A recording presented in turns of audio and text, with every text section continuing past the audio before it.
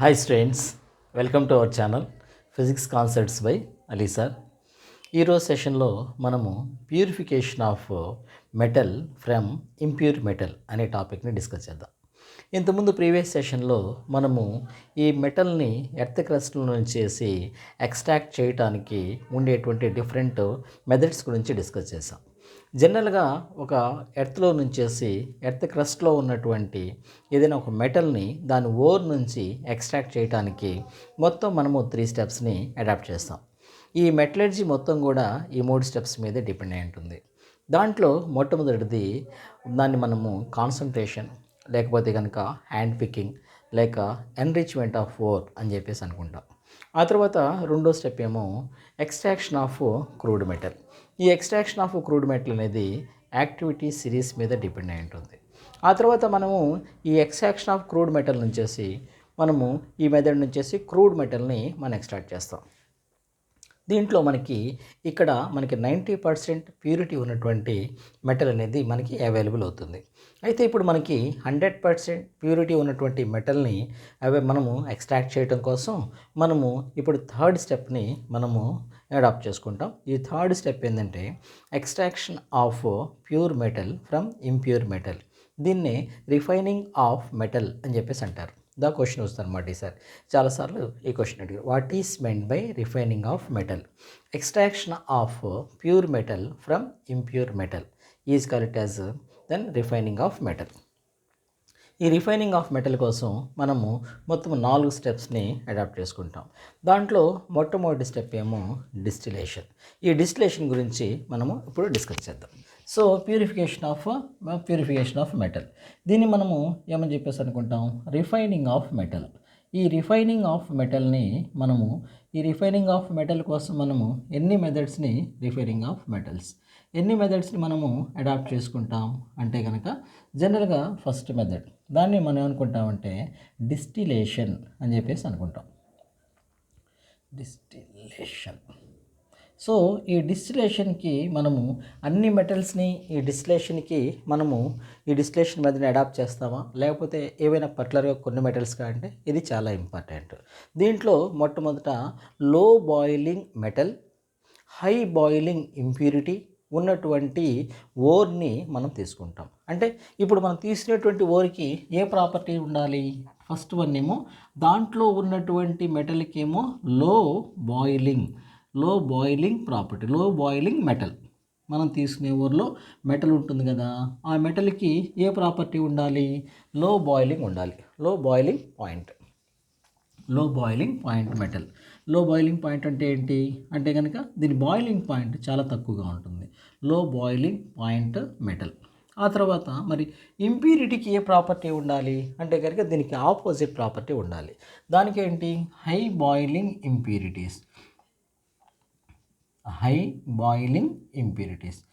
Boiling point ఉన్నటువంటి ఇంప్యూరిటీస్ని తీసుకుంటాం. So మనకి ఈ విధంగా మనం తీసుకున్న తర్వాత మరి ఏ మెటల్ని మనము ఈ డిస్టిలేషన్ ప్రాసెస్లో మనం ఎక్స్ట్రాక్ట్ చేస్తాం అంటే కనుక మనం జనరల్గా 2 ఎగ్జాంపుల్స్ తీసుకుందాం. దాంట్లో మనం దేన్ని ఎక్స్ట్రాక్ట్ చేస్తాం అంటే కనుక మెర్క్యూరీ. సో మెర్క్యూరీని మనము హైడ్రోజిరం అని చెప్పేసి అనుకుంటాం. అందువల్ల దాని సింబల్ Hg అవుతుంది. ఆ తర్వాత ఇంకా మనము జింక్ని కూడా ఈ మెథడ్లో మనం అడాప్ట్ చేసుకుంటాం. ఈ మెథడ్లో మనము ప్యూరిఫై చేస్తాం. ప్యూర్ జింక్ కానీ ప్యూర్ మెర్క్యూరీ కానీ కావాలంటే కనుక మనం ఈ డిస్టిలేషన్ ప్రాసెస్ని అడాప్ట్ చేస్తాం. అసలు ఈ డిస్టిలేషన్ ప్రాసెస్ అంటే ఏంటి? ఒక చిన్న ఎగ్జాంపుల్ ద్వారా చూద్దాం. సో మొట్టమొదట మనకి ఏదైనా సరే ఇక్కడ మనము ఏదైనా ఒక కంటైనర్ తీసుకుందాం. ఈ కంటైనర్లో మనకి ఏదైతే ఇంప్యూరిటీ ఉంటుందో, ఏదైతే ఓర్ ఉంటుంది, ఆ ఓర్లో 90% మెటల్ ఉంది, 10% ఇంప్యూరిటీ ఉంది. సో దీంట్లో నుంచేసి ఈ ఓర్లో నుంచేసి మనం మెటల్ని ఎక్స్ట్రాక్ట్ చేయాలి. దానికోసం ఏం చేస్తాం అంటే కనుక ఇక్కడ ఉన్నటువంటి మెటల్ని మనము మోల్టెన్ స్టేట్లో తీసుకుంటాం. ఏ స్టేట్ అది? మోల్టెన్ స్టేట్ అంటే లిక్విడ్ మెటల్ని కనుక మనం హై టెంపరేచర్కి ఎక్స్పోజ్ చేసినప్పుడు అది లిక్విడ్ స్టేట్కి వస్తుంది. ఆ స్టేట్నే మనము మోల్టెన్ స్టేట్ అని చెప్పేసి అనుకుంటాం. సో మనం ఇట్లా మోల్టెన్ స్టేట్లో తీసుకున్నాం. మోల్టెన్ స్టేట్లో తీసుకున్నప్పుడు దీంట్లో మనకి A, B అని 2 కలిసిపోయి ఉన్నాయి అనుకోండి. ఏబి అనేటువంటి ఒక ఓర్ ఉంది. దీంట్లో ఏ ఏంటి, ఏ ఏమో మెటల్, ఆ తర్వాత ఇక్కడ బి ఏంటి, బి ఏమో ఇంప్యూరిటీ. సో మనకి ఇవి రెండు కూడా కంబైన్డ్ ఫామ్లో ఉన్నాయి. ఏబి అనేవి ఒక కంబైన్డ్ ఫామ్లో ఉన్నాయి. ఇప్పుడు మనం ఏం చేస్తామంటే దీనికి ఇక్కడ మనకి ఏకి ఏ ప్రాపర్టీ ఉందనుకున్నాం, లో బాయిలింగ్ పాయింట్, లో బాయిలింగ్ పాయింట్. మరి బీకి ఏం ప్రాపర్టీ ఉంది అంటే కనుక ఇది high boiling point, high boiling point అని చెప్పేసి ఇట్లా తీసుకుంటాం. ఆ తర్వాత మనం దీన్ని ఇప్పుడు ఏం చేస్తామంటే దీనికి ఇంకొంచెం హై టెంపరేచర్ని సప్లై చేస్తాం. ఏం సప్లై చేస్తాం ఇక్కడ, ఇట్లా మనం ఏం చేస్తామంటే టెంపరేచర్ని సప్లై చేస్తాం. టెంపరేచర్ని సప్లై చేసినప్పుడు మళ్ళీ ఇంకేం చేస్తాం, దీన్ని క్లోజ్ చేస్తాం. క్లోజ్ చేసిన తర్వాత దీంట్లో మనకి ఏంటంటే ఇట్లా ఏదైనా సరే ఒక సైడ్ ట్యూబ్ని మనం కనెక్ట్ చేసుకుంటాం. ఈ సైడ్ ట్యూబ్ని కనెక్ట్ చేసినప్పుడు దీంట్లో మొట్టమొదటి ఏమవుతుంది అంటే కనుక ఇట్లా మనకి ఈ సైడ్ ట్యూబ్ ద్వారా మనకి సైడ్ ట్యూబ్ ఉంటుంది. ఈ సైడ్ ట్యూబ్లో ఏమవుతుంది అంటే కనుక ఏకి మనము లో బాయిలింగ్ పాయింట్ ఉంది ఏకి, మెటల్కి. అందువల్ల ఏమవుతుంది, ఈ మెటల్ ముందుగా ఇమీడియట్గా అది ఏ స్టేట్లోకి వస్తుంది, గ్యాసియస్ స్టేట్లోకి వస్తుంది. సో గ్యాసియస్ స్టేట్లోకి ఎప్పుడైతే వస్తుందో ఇక్కడ నుంచి ఏమవుతుంది, ఇక్కడ ఉన్నటువంటి మొట్టమొదటి ఏమవుతుంది లిక్విడ్ స్టేట్, దాన్ని మోల్టెడ్ స్టేట్ అని చెప్పేసి అనుకుంటాం. లిక్విడ్ స్టేట్ ఏ స్టేట్లోకి వస్తుంది, ఇట్లా బాయిల్ చేయటం వల్ల గ్యాసియస్ స్టేట్లోకి వస్తుంది. ఏది వస్తుంది, కేవలం ఏ మాత్రమే వస్తుంది. ఎందుకంటే మనకి ఫర్ ఎగ్జాంపుల్ ఏ తీసుకుందాం, ఏ దగ్గర మనము ఏ అనేది ఫర్ ఎగ్జాంపుల్ ఒక 100 డిగ్రీ సెల్సియస్ దగ్గర గ్యాస్గా మారుతుంది అనుకోండి. ఫర్ ఎగ్జాంపుల్ బి ఏమో అక్కడ దాదాపుగా ఒక 5000 డిగ్రీ సెల్సియస్ దగ్గర మనకి గ్యాస్గా మారుతుంది అనుకోండి. అంటే అప్పుడు మనకి ఇట్లా ఏ బాయిలింగ్ పాయింట్ ఏమో 100 degree Celsius for example, B boiling point ఏమో 5000 డిగ్రీ సెల్సియస్. ఈ రెండిట్లో ఏది ముందల బాయిల్ అవుతుంది అంటే కనుక ఏబిలో ఉన్నటువంటి ఏ ముందు కనుక బాయిల్ అయిపోయి గ్యాసియస్ స్టేట్లోకి వస్తుంది. ఈ గ్యాసియస్ స్టేట్లోకి వచ్చిన తర్వాత ఏమవుతుంది, ఈ గ్యాసియస్ స్టేట్లో నుంచేసి ఇట్లా గ్యాసెస్ అనేవి, వ్యాపర్స్ అనేవి, ఏ వ్యాపర్, మెటల్ వ్యాపర్స్ ఇట్లా వస్తూ ఉంటాయి. ఇక్కడ ఏం చేద్దామంటే ఇట్లా మనకి సైడ్ ట్యూబ్ ఇట్లా అని చేసింది అనుకోండి. ఇక్కడ మనం ఏం చేద్దామంటే ఇక్కడ హై కూలింగ్ ఉన్నటువంటి ఏదైనా ఎన్విరాన్మెంట్ని క్రియేట్ చేసామనుకోండి. అంటే ఇక్కడ ఈ ట్యూబ్ గుండా మనకి ఇట్లా ఈ సైడ్ ట్యూబ్ గుండా ఈ గ్యాస్ వస్తున్నప్పుడు, మోల్టన్ గ్యాస్ వస్తున్నప్పుడు ఇక్కడ మనం ఏం చేస్తాం, బాగా హై కూల్ వాటర్ని కనుక దాని చుట్టూ కూడా మనం పంపించగలిగితే దాన్నే మనం ఏమనుకుంటామంటే కండెన్సేషన్స్ అని చెప్పేసి అనుకుంటాం. ఇట్లా మనం ఎప్పుడైతే ఈ టెంపరేచర్ని బాగా తగ్గించేస్తామో అప్పుడేమవుతుంది, ఈ గ్యాసియస్ స్టేట్ అనేది ఏమవుతుంది, లిక్విడ్ స్టేట్ లాగా మారిపోతుంది. సో ఇక్కడ నుంచి ఏమవుతుంది, లిక్విడ్గా మారిపోయి మనకి వస్తుంది. ఇక్కడ ఏం చేద్దాం అంటే కనుక ఇక్కడ ఏదైనా సరే మనము కంటైనర్ తీసుకుంటే ఈ కంటైనర్లో మనకి ఏమి కలెక్ట్ చేసుకోవచ్చు అంటే కనుక ఈ లిక్విడ్ స్టేట్లో ఉన్నటువంటి ఏని కలెక్ట్ చేసుకోవచ్చు, ఏ మెటల్ని మనం ఇక్కడ కలెక్ట్ చేసుకోవచ్చు. ఏ స్టేట్లో ఉంది ఇప్పుడు ఇదేమో లిక్విడ్ స్టేట్లోకి వస్తుంది. ఇక్కడ ఇంప్యూరిటీ ఎక్కడ ఏమవుతుంది, ఇంప్యూరిటీ బి అనేది మనకి బీకర్లో అంతే ఉండిపోతుంది. ఈ విధంగా మనకి ప్యూర్ ఫామ్ అనేది అవైలబుల్ అవుతుంది. దీన్నే మనము డిస్టిలేషన్ ప్రాసెస్ అని చెప్పేసి అనుకుంటాం. సో మొట్టమొదటి ఏమైంది, లిక్విడ్ స్టేట్ నుంచి ఏ స్టేట్కి వెళ్ళింది, గ్యాసెస్ స్టేట్లోకి వెళ్ళింది. గ్యాసెస్ స్టేట్లోకి వెళ్ళిన తర్వాత మనం ఏం చేస్తాం, దాన్ని కండెన్స్ చేసాం. కండెన్స్ స్టేట్ అంటే ఏంటి, హై కూలింగ్ అట్మాస్ఫియర్ని అక్కడ క్రియేట్ చేసాం. అప్పుడు మళ్ళీ గ్యాస్ ఏమవుతుంది, మళ్ళీ లిక్విడ్ స్టేట్లోకి మారుతుంది. సో ఈ లిక్విడ్ స్టేట్ని మళ్ళీ మనము ఇంకొంచెం కనుక కూల్ చేస్తే అదేమవుతుందంటే సాలిడ్ స్టేట్లోకి వస్తుంది. దాన్ని మనం zinc metal, pure form of the zinc. ఒక లిక్విడ్ స్టేట్లో తీసుకుంటే అదేమవుతుంది, మెర్క్యూరీ అవుతుంది. ఈ విధంగా మనం ఏం చేయొచ్చు అంటే డిస్టిలేషన్ ప్రాసెస్ ఉపయోగించేసి దాన్ని బాయిలింగ్ పాయింట్ని బేస్ చేసుకుని మనము ఈ ఇంప్యూరిటీస్ని మనం ఈజీగా ఎక్స్ట్రాక్ట్ చేయొచ్చు. ఓకేనా. సో ఇదేమో ఫస్ట్ ప్రాసెస్, దీనేమో డిస్టిలేషన్ అని చెప్పేసి అనుకుంటాం. ఓకేనా, రైట్. ఆ తర్వాత నెక్స్ట్ స్టెప్ చూద్దాం, అదేంటంటే పోలింగ్. సో ఇప్పుడు మనము ఈ పోలింగ్ గురించి డిస్కస్ చేద్దాం. So second one polling. ఈ పోలింగ్ అంటే ఏంటి చూద్దాం ఒకసారి. సో ఇక్కడ పోలింగ్ కోసం మొట్టమొదటి ఏం చేస్తాం అంటే కనుక మళ్ళీ ఇంకొకసారి ఇట్లా ఏదైనా సరే వీటిని ఏమంటారంటే బాయిలర్స్ అని చెప్పేసి అనుకుంటారు. ఇండస్ట్రీస్లో ఇవి లార్జ్ క్వాంటిటీలో మనం ఉపయోగిస్తూ ఉంటాం బాయిలర్స్. జనరల్గా, లేకపోతే కనుక ఏదైనా సరే ఒక కంటైనర్ అనుకోండి. ఓకే, దీంట్లో ఏం చేస్తామంటే జనరల్గా ఇక్కడ మనము ఈ బ్లిస్టర్ కాపర్ అనేటువంటి దాన్ని, ఈ బ్లిస్టర్ కాపర్ నుంచేసి మనం కాపర్ని ఎక్స్ట్రాక్ట్ చేయడం కోసం ఈ మెథడ్ని అడాప్ట్ చేసుకుంటాం. ముందే ఎగ్జాంపుల్ రాయడానికి రీజన్ ఏంటంటే ఈ బ్లిస్టర్ కాపర్ని ఇక్కడ మనం మోల్టెన్ స్టేట్లో తీసుకుంటాం. సో ఇక్కడ మనకి ఏముంది కంటైనర్లో అంటే కనుక బ్లిస్టర్ కాపర్ ఉంది. బ్లిస్టర్ కాపరు ఏ స్టేట్లో ఉంది అంటే మోల్టెన్ స్టేట్లో ఉంది. ఓకేనా, మోల్టెన్ స్టేట్లో ఉంది. సో బాగా టెంపరేచర్ ఎక్కువగా మోల్టెన్ స్టేట్లో అంటే లిక్విడ్ స్టేట్లో ఉందన్నమాట. ఓకే, ఆ తర్వాత మొట్టమొదటి ఏం చేస్తామంటే ఇక్కడ దీంట్లో చాలా ఇంపార్టెంట్, పోలింగ్లో మనం ఏం వాడతామంటే గ్రీన్ లాగ్ వుడ్స్. ఈ వర్డ్ గుర్తుపెట్టుకోవాలి, గ్రీన్ లాగ్ వుడ్స్ అంటే ఏంటి?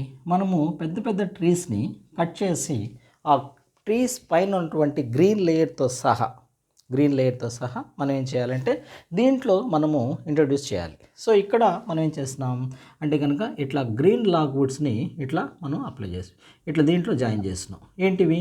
Green log woods. సో ఇట్లా గ్రీన్ లాగ్ వుడ్స్ని ఇట్లా మనం దీంట్లో పెట్టేసి ఆ తర్వాత మళ్ళీ ఏం చేస్తాం, ఇక్కడ టెంపరేచర్ని మనము సప్లై చేస్తాం. ఎప్పుడైతే టెంపరేచర్ని మనము సప్లై చేస్తూ ఉంటామో అప్పుడేమవుతుంది, ఇక్కడ గ్రీన్ లాగ్ వుడ్లో ఉన్నటువంటి ఈ గ్రీన్ కలరు ఉన్నటువంటి క్లోరోఫిల్ దీంట్లో బ్లిస్టర్ కాపర్లో ఉన్నటువంటి ఇంప్యూరిటీస్తో ఆక్సిడైజ్ అవుతుంది.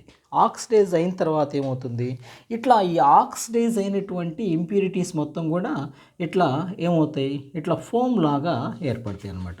ఇట్లా దీంట్లో ఏముంటాయి, ఇంప్యూరిటీస్ ఉంటాయి. దీన్ని స్కమ్ ఆర్ స్లాగ్ అని చెప్పేసి అంటారు. స్కమ్ ఆర్ స్లాగ్ చాలా ఇంపార్టెంట్. ఇది స్కమ్ ఆర్ స్లాగ్ అంటే ఏంటి? మనము పోలింగ్ ప్రాసెస్ చేసేటప్పుడు మనకి ఇంప్యూరిటీస్ ఆ గ్రీన్ లాగ్ వుడ్లో ఉన్నటువంటి క్లోరోఫిల్తో రియాక్ట్ అయ్యి ఇవి ఉన్నటువంటి ఆ కంటైనర్లో పైకి ఒక లేయర్ లాగా ఫామ్ అవుతాయి. లేకపోతే కనుక ఒక ఫోమ్ లాగా ఫామ్ అవుతాయి. అప్పుడు ఏం చేస్తాయి, ఇక్కడ ఇంప్యూరిటీస్ మనకు కావలసినటువంటి ప్యూర్ ఫామ్ ఆఫ్ కాపర్ ఏమో బాటంలో సెటిల్ అయిపోతుంది. సో మనం ఇప్పుడు ఇక్కడ చాలా క్లియర్గా మనం ఇప్పుడు దీన్ని తీసేస్తాం. ఓకే, దీన్ని మనం ఇట్లా తీసేస్తే ఇక్కడ ఇంప్యూరిటీస్ మొత్తాన్ని కూడా మనం బయటకు తీసేసుకోవచ్చు. అప్పుడు మనకి ప్యూర్ ఫామ్ ఆఫ్ కాపర్ అనేది ఇక్కడ మిగిలిపోతుంది. సో ఈ విధంగా మనకి ఈ ప్రాసెస్లో ఈ పోలింగ్ ప్రాసెస్ను చేసి మనము ఈ బ్లిస్టర్ కాపర్ నుంచేసి కాపర్ని ఎక్స్ట్రాక్ట్ చేయొచ్చు. సో దీంట్లో మనకి మేజర్గా 2 విషయాలు గుర్తుండాలి. దాంట్లో మొట్టమొదటిదేమో ఇక్కడ పోలింగ్లో మనం అప్లై చేసి ఏ మెటల్ని మనం ఎక్స్ట్రాక్ట్ చేస్తాం, కాపర్ని బ్లిస్టర్ కాపర్ నుంచి ఎక్స్ట్రాక్ట్ చేస్తాం.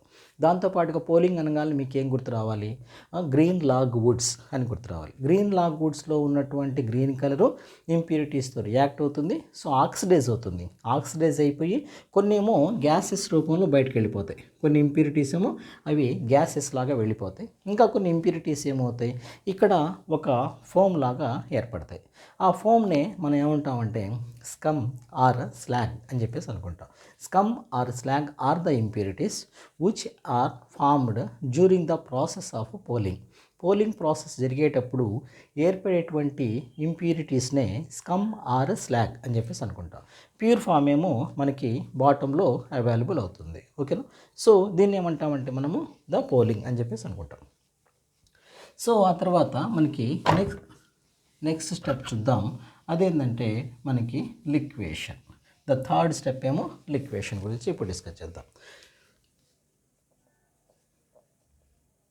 సో లిక్వేషన్ అంటే ఏంటి? లిక్వేషన్ అంటే మనకి చాలా సింపుల్.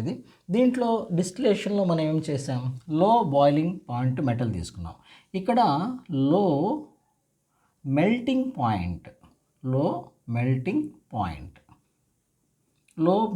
పాయింట్ మెటల్ని తీసుకుంటాం.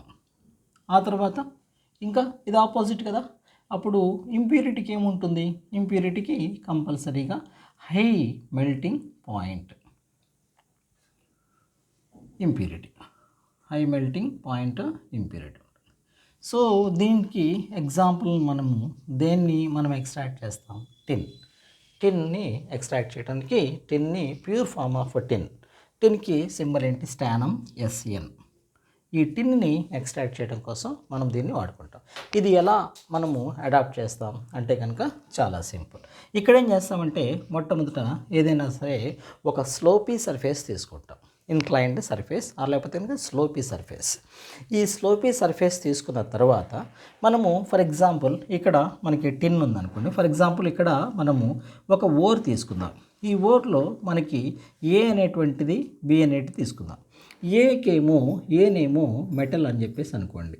ఈ మెటల్కి ఎటువంటి ప్రాపర్టీ ఉందనుకున్నాం, వాటికి లో మెల్టింగ్ పాయింట్ ఉంది. ఆ తర్వాత బి ఏంటి, ఇది ఇంప్యూరిటీ. సో ఈ బిలో ఉన్నటువంటి ఇంప్యూరిటీ ఏముంటుంది, దానికి హై మెల్టింగ్ పాయింట్ ఉంటుంది. ఓకేనా. సో మనము ఇప్పుడు ఏం చేద్దాం, దీనికి ఇట్లా ఈ ఓర్ని ఒక స్లోపీ సర్ఫేస్లో తీసుకున్న తర్వాత దానికి ఏం చేద్దామంటే మనం టెంపరేచర్ని సప్లై చేద్దాం. ఎప్పుడైతే మనం టెంపరేచర్ని సప్లై చేస్తామో అప్పుడేమవుతుంది, ఏ మెల్టింగ్ పాయింట్ అనేది త్వరగా మెల్ట్ అయిపోతుంది. ఎందుకని, దాని మెల్టింగ్ పాయింట్ అనేది చాలా తక్కువగా ఉంది. ఫర్ ఎగ్జాంపుల్ ఏ అనేది ఒక 50 డిగ్రీ సెల్సియస్ దగ్గర మెల్ట్ అయిపోయి ఈ సాలిడ్ లిక్విడ్ లాగా మారుతుంది అనుకోండి. ఇది మాత్రం దగ్గరగా ఒక 1000 డిగ్రీ సెల్సియస్ దగ్గర మాత్రమే అది లిక్విడ్గా మారుతుంది అనుకోండి. సో మనం ఏం చేద్దాం, ఇనీషియల్గా మళ్ళీ ఇక్కడ కొంత టెంపరేచర్ని సప్లై చేద్దాం.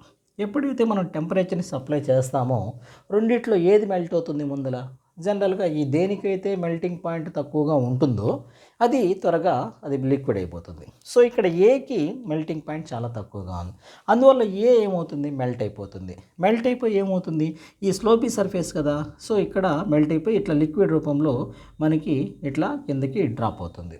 సో దాన్ని ఇక్కడ ఏం చేస్తాం, మనం ఇక్కడ కలెక్ట్ చేసుకుంటాం. దీన్ని ఏంటిది, ఏ అనేది మెటల్.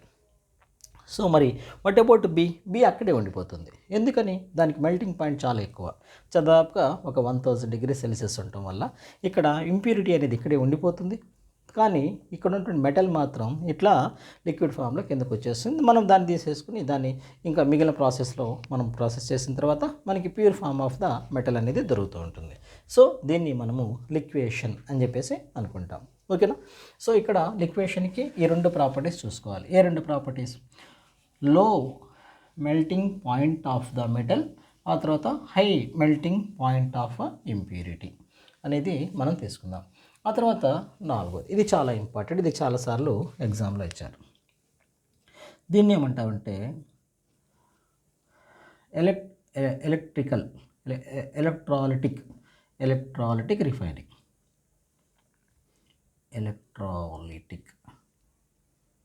So electrolytic refining.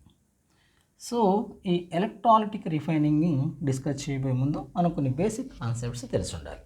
దాంట్లో ఈ ఎలక్ట్రాలిటిక్ రిఫైనింగ్ అంటే ఏంటి, మొట్టమొదట ఒక ఎలక్ట్రాలసిస్ అనే దాని టాపిక్ గురించి నేర్చుకోవాలి. ఎలక్ట్రాలసిస్ అంటే ఏంటి అంటే కనుక మనం ఏదైనా సరే ఒక కాంపౌండ్ గుండా ఎలక్ట్రిసిటీ పంపించినప్పుడు ఆ కాంపౌండ్ అయాన్స్గా కానీ లేకపోతే ఎలిమెంట్స్గా కానీ అది సెపరేట్ అవుతుంది. సో దాన్నే మనము ఎలక్ట్రాలసిస్ అని చెప్పేసి అనుకుంటాం. So what do is meant by an electrolysis అంటే కనుక splitting or separation of elements or ions from its corresponding compound in the presence of electricity ప్రజెన్స్లో అది స్ప్లిట్ అవుతే దాన్నే మనము ఎలక్ట్రాలసిస్ అని చెప్పేసి అనుకుంటాం. ఈ ఎలక్ట్రాలసిస్ కోసం మనము ఏమేమి తీసుకుంటాం అంటే కనుక జనరల్గా మనకి ఎలక్ట్రాలసిస్ మనం ఒక డివైస్ని తీసుకుంటాం. సో మనం ఇక్కడ ఒక డివైస్ తీసుకుందాం. ఈ డివైస్ని మనం ఏమనుకుందామంటే జనరల్గా ఈ డివైస్ మనము దీన్ని వోల్టామీటర్ అని చెప్పేసి అనుకుంటారు. Voltameter, what is meant by voltameter? Voltameter is the device which is using for electrolysis purpose. Electrolysis purpose కోసం వాడేదాన్ని మనం ఏమనుకుంటాం, వోల్టామీటర్ అని చెప్పేసి అనుకుంటాం. సో వాటి తీసుకుని దిస్ వోల్టామీటర్. ఆ తర్వాత మనకి రెండు ఏవైనా సరే రెండు డిపెండ్స్. ఒక్కోసారి మనము సేమ్ మెటల్ తీసుకోవచ్చు, ఒక మెటల్ ఒక నాన్ మెటల్, ఇట్లా మనం రకరకాలుగా తీసుకుంటాం. వీటిని ఎలక్ట్రోడ్స్ అని చెప్పేసి అనుకుంటాం. ఒకటేమో ఇక్కడ యానోడ్ ఉంటుంది, ఒకటేమో యానోడ్. ఒకదాన్ని ఏమనుకుంటాం మనం యానోడ్ అని చెప్పేసి అనుకుంటాం.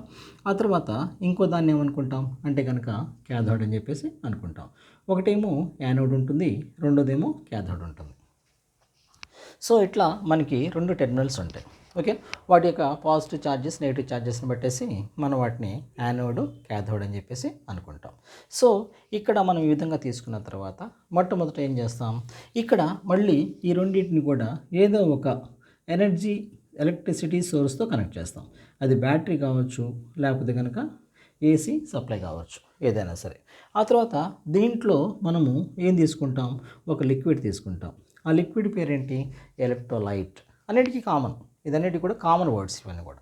ఇది వోల్టామీటర్ అనేది వోల్టామీటర్. ఆ తర్వాత యానోడ్, క్యాథోడ్, దాంతోపాటుగా దాంట్లో వాడేటువంటి కెమికల్ అన్నిటికీ కామన్ ఇవి ఎలక్ట్రోలైట్ అని చెప్పేసి అనుకుంటాం. ఓకే, ఇప్పుడు మనకి ఇక్కడ జరిగే ప్రాసెస్ ఏంటి అంటే కనుక, ఫర్ ఎగ్జాంపుల్ మనం ఇప్పుడు యానోడ్లో ఏం జరుగుతుందో చూద్దాం. యానోడ్ దగ్గర తీసుకున్నప్పుడు మొట్టమొదట ఏమవుతుంది అంటే కనుక, మనము ఎం మెటల్ తీసుకున్నాం అనుకోండి, దీంట్లో నుంచేసి ఎన్ ఎలక్ట్రాన్స్ బయటకు వస్తున్నాయి అనుకోండి, ఎన్ ఎలక్ట్రాన్స్.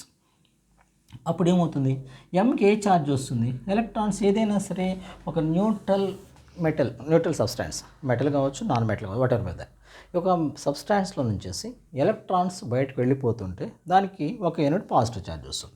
సో ఇక్కడ ఎన్ ఎలక్ట్రాన్స్ వెళ్తున్నాయి కాబట్టి దీనికి ఎన్ యూనిట్స్ పాజిటివ్ ఛార్జ్ వస్తుంది, ఎన్ యూనిట్స్ పాజిటివ్ ఛార్జ్ వస్తుంది. ఓకే, ఆ తర్వాత ఇక్కడ ఎన్ని ఎలక్ట్రాన్స్ వెళ్ళిపోతున్నాయి బయటికి, ఎన్ ఎలక్ట్రాన్స్ వెళ్ళిపోతున్నాయి. అందువల్ల ఇది జరుగుతుంది, ఈ ప్రాసెస్ జరుగుతుంది. ఓకేనా. సో మెటల్లో నుంచేసి ఇక్కడ ఎం అంటే ఏంటి, మెటల్, ఎన్ అంటే నెంబర్ ఆఫ్ ఎలక్ట్రాన్స్. సో ఇక్కడ ఎం అనేటువంటి మెటల్ నుంచేసి ఎన్ ఎలక్ట్రాన్స్. ఇప్పుడు ఎం నుంచేసి ఒక ఎలక్ట్రాన్ వెళ్తుంది అనుకోండి, అప్పుడు ఏమవుతుంది, అక్కడ ఒక ఎలక్ట్రాన్ని తీసుకుంటాం. సో ఇక్కడ ఏం రాస్తాం, ఎం ప్లస్ అని చెప్పేసి అనుకుంటాం, ప్లస్ 1 ఎలక్ట్రాన్ అని చెప్పేసి రాసుకుంటాం. ఒక ఎలక్ట్రాన్ వెళ్ళిపోతే ఒక యూనిట్ పాజిటివ్ ఛార్జ్ వస్తుంది, 2 ఎలక్ట్రాన్స్ వెళ్ళిపోతే 2 యూనిట్లు పాజిటివ్ ఛార్జ్ వస్తుంది. ఎన్ ఎలక్ట్రాన్స్ దాంట్లో నుంచి బయటకు వెళ్ళిపోతున్నాయి అనుకోండి, అప్పుడు ఎన్ యూనిట్స్ పాజిటివ్ ఛార్జ్ వస్తుంది. మరి ఇప్పుడు యానోడ్ అవుతుంది. ఆ తర్వాత మనం ఇప్పుడు క్యాథోడ్ తీసుకుందాం. ఈ క్యాథోడ్ తీసుకుంటే ఈ క్యాథోడ్ దగ్గర ఏం జరుగుతుంది అంటే కనుక, ఇక్కడ ఎం ఎలక్ట్రాన్స్ ఉన్నాయి కదా. సో ఇది మనకి యానోడ్. ఈ యానోడ్లో వచ్చేసి ఎలక్ట్రాన్స్ ఎట్లా ట్రావెల్ అయిపోయి మనకి యానోడ్ని ఏం తీసుకుంటాం, జనరల్గా ఇంప్యూర్ మెటల్ని యానోడ్ కింద తీసుకుంటాం. యానోడ్ని ఏం తీసుకుంటాం, ఇంప్యూర్ మెటల్ని యానోడ్ కింద తీసుకుంటాం. ఆ తర్వాత మరి క్యాథోడ్ కింద ఏం తీసుకుంటాం, ప్యూర్ మెటల్ని క్యాథోడ్ కింద తీసుకుంటాం. సో ఇక్కడ ఏమవుతుంది, ఇక్కడ ఇవన్నీ వచ్చేసి దీంట్లోంచి ఎలక్ట్రాన్స్ ఇట్లా ట్రావెల్ అయ్యి దీని మీద డిపాజిట్ అవుతూ ఉంటాయి. సో అప్పుడు మనకి అక్కడ జరిగే ప్రాసెస్ ఏంటి, ఇక్కడ ఉన్నటువంటి ఎం ప్లస్ ఎలక్ట్రాన్స్ అన్నీ కూడా ఇట్లా మొత్తం జాయిన్ అయిపోయి మళ్ళీ అల్టిమేట్గా ఏమి అవైలబుల్ అవుతుంది అంటే కనుక మెటల్ అవైలబుల్ అవుతుంది. ఎట్లా చెప్పగలిగాము ఇది, ఇక్కడ ఉన్నటువంటి ఛార్జెస్ ఉన్నాయి కదా, ఇక్కడ ఉన్నటువంటి ఎం, ఫర్ ఎగ్జాంపుల్ ఒక ఎలక్ట్రాన్ తీసుకుందాం, ఇక్కడ ఒక ఎలక్ట్రాన్ లూజ్ అవుతుంది. అప్పుడు ఒక ఎలక్ట్రాన్ లూజ్ అవటం వల్ల అదేమవుతుంది, ఇది ఎం అయాన్గా మారిపోతుంది, ఎం ప్లస్ అయాన్గా మారిపోతుంది. ఆ ఎం ప్లస్ అయాన్ ఇక్కడ ఉన్నటువంటి ఎలక్ట్రోలైట్ ద్వారా ఇటు నుంచి ట్రావెల్ చేసుకుంటూ దీని దగ్గరకు వస్తుంది. అంటే దీని దగ్గరికి ఏది వస్తుంది, ఎం ప్లస్ వస్తుంది. ఎన్ని ఎలక్ట్రాన్స్తో పాటు వస్తుంది, ఒక ఎలక్ట్రాన్తో పాటు వస్తుంది. అల్టిమేట్గా ఇక్కడ ఏం ఏర్పడుతుంది, ప్యూర్ మెటల్ అనేది ఏర్పడుతుంది. ఓకేనా. సో ఈ విధంగా మనకి ఇంప్యూరిటీస్ మాత్రం ఇక్కడే ఉండిపోతాయి. సో ఇట్లా ఏమేమి ఇంప్యూరిటీస్ ఉంటాయి, గెలీనా, టెలూరియం, ఇట్లా కొన్ని ఎలిమెంట్స్ మనకి ఇంప్యూరిటీస్గా ఉంటాయి. దాన్నే మనం ఏమంటామంటే యానోడ్ మడ్ అని చెప్పేసి అనుకుంటూ ఉంటాం. యానోడ్ మడ్ అంటే ఏంటి అంటే impurities which are extracted in the electrolytic refining process. దాన్ని మనము ఆ ఇంప్యూరిటీస్ని మనం ఇక్కడ బాటంలో మనం కలెక్ట్ చేసుకోవచ్చు.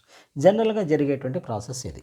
ఓకే, ఇప్పుడు మనకి ఈ ఎలక్ట్రాలిటిక్ రిఫైనింగ్లో మనం ఏ మెటల్ని ఎక్స్ట్రాక్ట్ చేస్తాం, ఇక్కడ మనం ఇంతకుముందు పోలింగ్లో బ్లిస్టర్ కాపర్ని తీసుకున్నాం కదా, ఇక్కడ కూడా అదే బ్లిస్టర్ కాపర్ని తీసుకుంటాం. బ్లిస్టర్ కాపర్ని తీసుకుని దాంట్లో మనము ఈ ఎలక్ట్రాలిటిక్ రిఫైనింగ్ అనే ప్రాసెస్ని వాడతాం. సో మళ్ళీ మొట్టమొదట ఇప్పుడు మనము ఈ డివైస్ని మనం ఎలా తీసుకుంటామో చూద్దాం. ఇక్కడ మనకి ఇంతకుముందు ఏం చెప్పాం, యానోడ్ దగ్గర ఇంప్యూర్ మెటల్ తీసుకుందాం అనుకుందాం. సో ఇక్కడ ఏం తీసుకుందాం, యానోడ్ దగ్గర ఇంప్యూర్ కాపర్ని తీసుకుందాం, ఇంప్యూర్ కాపర్. సో ఇక్కడ ఈ యానోడ్ దగ్గర మనం ఏం తీసుకున్నాం, ఇంప్యూర్ కాపర్ రాడ్ని తీసుకుందాం. మరి క్యాథోడ్ దగ్గర ఒక బాగా థిన్గా ఉన్నటువంటి ప్యూర్ కాపర్ రాడ్ని తీసుకోవాలి. ఓకే, సో యానోడ్ దగ్గర మనం ఏం తీసుకుంటున్నాం, ఇక్కడ ఈ ప్రాసెస్లో యానోడ్ దగ్గర అయితే కనుక ఇంప్యూర్ కాపర్ని తీసుకుందాం, ఇంప్యూర్ కాపర్. మరి క్యాథోడ్ దగ్గర బాగా థిన్గా ఉన్నటువంటి ఒక ప్యూర్ కాపర్ని తీసుకుందాం, ప్యూర్ కాపర్.